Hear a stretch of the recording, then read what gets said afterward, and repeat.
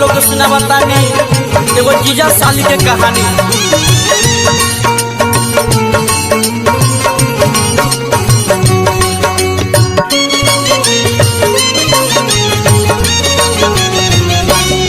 जीजा कहेले हऊ वाला कमामा करे में हमरा लाज लागे।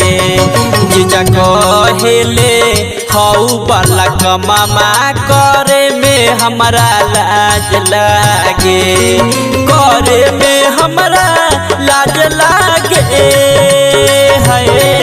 करे में हमरा लाज लागे। धक करे मोर करे जावा करे में बड़ा लाज लागे। जीजा कहेले हऊ वाला कमामा करे में हमरा लाज लागे। करे में हमरा लाज लागे है, करे में हमरा लाज लागे। धक धक करे मोर करे जावा करे में बड़ा लाज लागे। जीजा कहेले हऊ वाला कमामा करे में हमरा लाज लागे।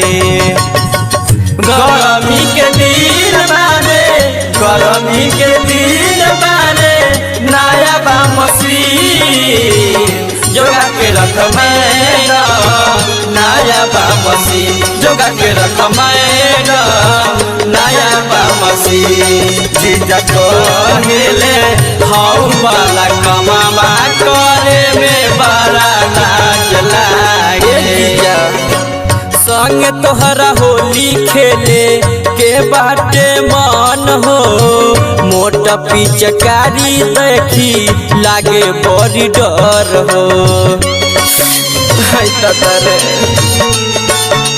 हाँ संग तोहरा होली खेले के बाटे मन हो, मोटा पिचकारी देखी लागे बड़ी डर हो।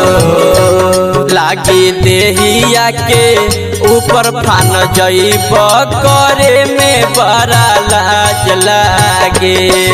करे में बड़ा लाज लागे है, करे में बड़ा लाज लागे। जीजा हऊ वाला काम नहीं होई करे में बड़ा लाज लागे। जीजा हऊ वाला काम नहीं होई करे में बड़ा लाज लागे।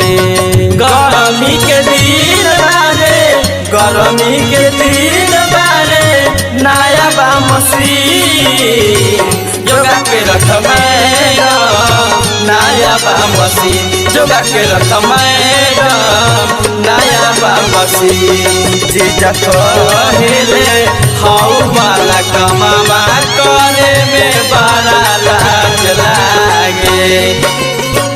जीजा सोनू टाइगर हो मान तू बतिया, लागता कि कोई देव हमरो दूर गतिया। ये जीजा मान जा,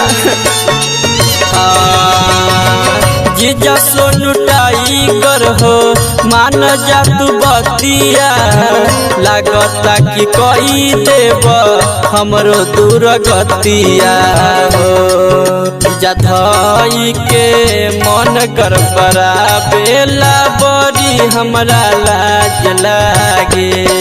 कि बड़ी हमरा लाज लागे है, कि बड़ी हमरा लाज लागे। जीजा हऊ वाला काम नहीं होई करे में बड़ा लाज लागे। जीजा हऊ वाला काम नहीं होई करे में बड़ा लाज लागे।